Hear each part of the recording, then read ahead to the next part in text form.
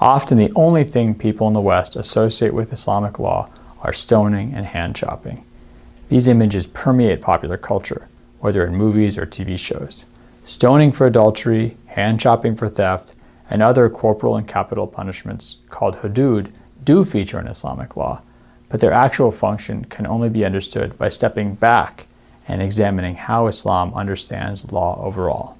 Here are 5 facts that will help us better understand Islamic law and the place of the Hudood. Fact number 1. Less than 2% of Islamic law concerns the Hudood. Islamic law, or the Sharia, is the effort of Muslims to answer the question, what pleases God? Islamic law, like Jewish religious law, encompasses every sphere of human life. The vast majority of the Sharia is concerned with rituals of prayer, fasting, charity, and the pilgrimage to Mecca. Beyond that, the Sharia concerns issues such as marriage, divorce, inheritance, contracts, property, and liability. Most of these issues don't require law enforcement or involve criminal courts. This is why, in principle, Muslims can abide by the Sharia and Western secular law at the same time. Most of the Sharia concerns personal religious practice, and the parts that involve civil matters like marriage, divorce, and contracts are flexible enough to accommodate Western legal structures. Muslim scholars have agreed that the Hudood themselves and other aspects of Islamic criminal law are inapplicable in places where there is no Islamic ruling authority. Fact number 2. Historically, the central principle in the application of the Hudood punishments was maximizing mercy. It might not seem like stoning and corporal punishment have anything to do with mercy, but embedded in the rules of applying the Hudood was the responsibility of a Muslim judge to look for any excuse not to apply them. This principle was formulated clearly in a statement of the Prophet Muhammad, may God's peace and blessings be upon him, who said, "Ward off the Hudood from Muslims as much as you can, and if you can find a way out for the person, then let them go. For it is better for the authority to err in mercy than to err in punishment." Islamic scholars understood this as a command to look for any possible excuse, no matter how seemingly outlandish, to avoid applying the Hudood punishments. For example, if a person was caught stealing something, a judge would have to consider any number of a long list of possibilities to avoid applying the Hud punishments. For example, maybe the alleged thief was not sane. Maybe he took the item because he was hungry. Maybe he actually thought the item legitimately belonged to him. Maybe the item was not in a secure location and the alleged thief thought he was free to take it. One Islamic scholar from the 14th century gave a list of over 80 possible excuses that a judge had to explore before applying the Hud punishment. This system of making it virtually impossible to implement the Hudood punishments through ambiguities characterized legal discourse and the history of the Hudood applications.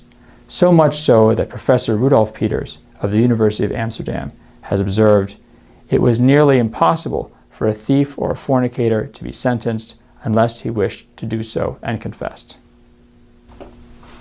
Fact number 3. Understanding the Hudood requires understanding how law enforcement in pre-modern societies compares with law enforcement today. Pre-modern states did not have the means to engage in the type of law enforcement that we consider normal today. This important fact lies behind the severity of punishment found in Islamic law and in many pre-modern legal systems. Though scholars of criminal law continue to disagree on the best means of deterring crime, a common approach is the following equation. E, expected punishment, or deterrent power, equals S, severity of punishment, times P, probability of getting caught. Or, to be short, E equals S times P. In a system where there are few or no police, where the police do not busy themselves investigating crimes, moderately intelligent criminals face little chance of being caught. Therefore, frightening punishments were seen as the only way to deter potential criminals whom police could never be able to reach. For example, according to the E equals S times P equation, if the probability P of being caught is minuscule, then in order for any meaningful deterrent effect to be created, the severity of punishment S must be mammoth. This is still a feature in the law today in the United States. How many times do we see signs warning us that littering will be punished by a maximum fine of $1,000? Now, $1,000 seems like a severe penalty for throwing a piece of trash on the ground. But how likely is it for someone to be caught littering? If the law is going to effectively deter people from littering at all, there needs to be severe consequences, given the low probability of getting caught. The severity of Hudood can be understood in the same way. Given the nature of the Hudood level offenses, the probability of catching offenders was always minuscule. So, what's the point of having laws on the books that are rarely enforced? As some great legal scholars say today, law is our teacher. It is not just a means of resolving disputes or maintaining order. It is a statement by authoritative voices within the society on how that society should be. Fact number 4. Modern practices of mass incarceration can be seen as more inhumane than the corporal punishments of the Hudood. Prisons have been the exception, not the rule, for punishment in human history. Rather than progress from brutality to enlightenment, Western criminal sanctions have simply expressed a new cultural understanding of what is and what isn't cruel and unusual punishment. As U.S. law professor Peter Moskos points out in his book In Defense of Flogging, the notion that imprisoning someone in a cell is somehow more humane than subjecting them to brief but intense bodily pain is a collective cultural fiction, and it is totally belied by the harsh reality of prison life.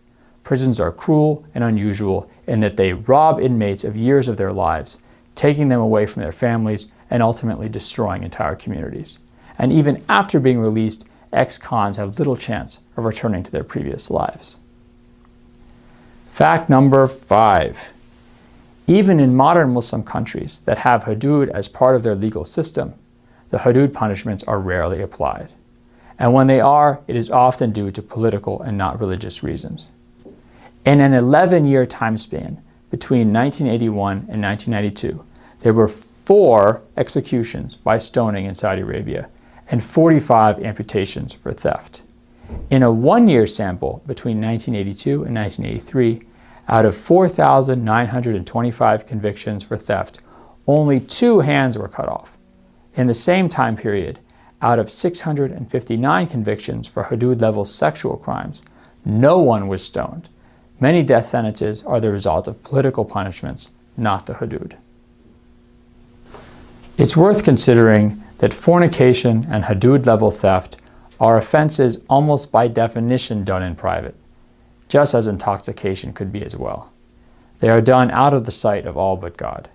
Perhaps these stringent laws, which God's mercy and Islamic law has made almost impossible to apply, exist primarily to remind people of the enormity of the sins that they usually get away with.